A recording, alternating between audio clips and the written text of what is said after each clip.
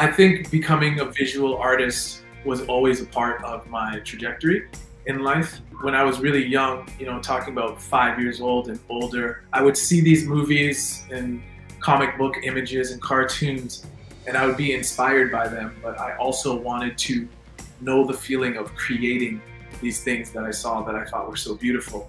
I've always been fascinated and interested in Lego as far as I can remember.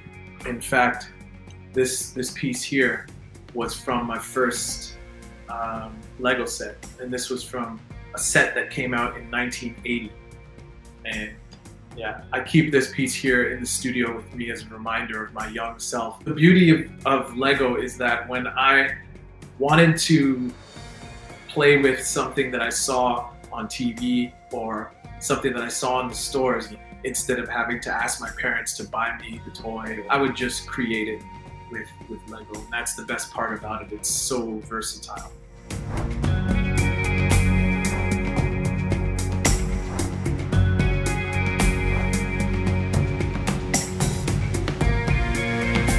I came up with the concept of building black in 2014. I realized that I hadn't really put a direct focus on my experiences as a Ghanaian man, as a black person living in North America. And I felt it was really important to capture these experiences and also to fill the void of representation. When it came to specifically large-scale artworks made of Lego, it was all very white, to be quite honest. I wanted to create things that would help to inspire young black children in particular, because I didn't see them represented in the things that they love and the things that they play with.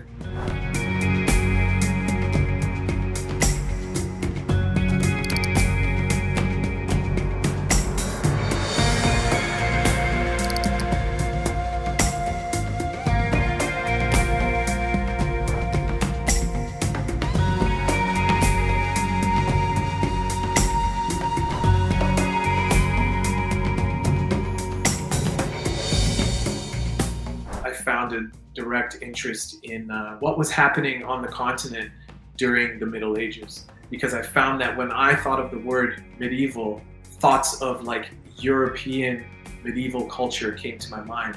And that is in large part a response to the fact that so much of our history is Eurocentric. And I wanted to change that because I know the importance of sub-Saharan Africa, particularly in the Middle Ages, and their impact on the world, but at the same time, reimagine it into the distant future.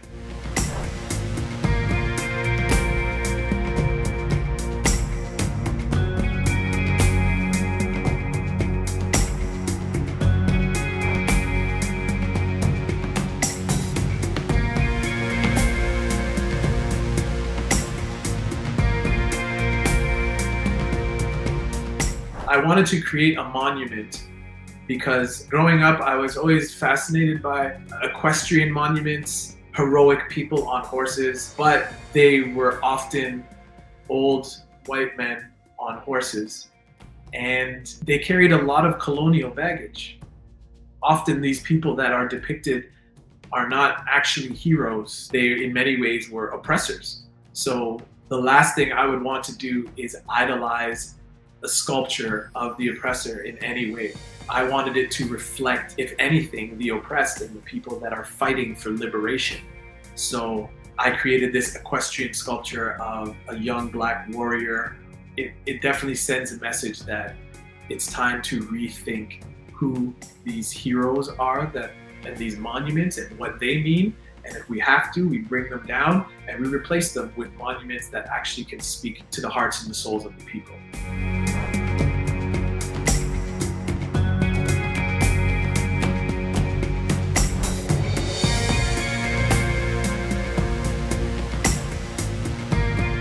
I'm still on a journey to discover more about my Ghanaian heritage. It's not something that's far removed from me. Both of my parents were born in Ghana and raised in Ghana.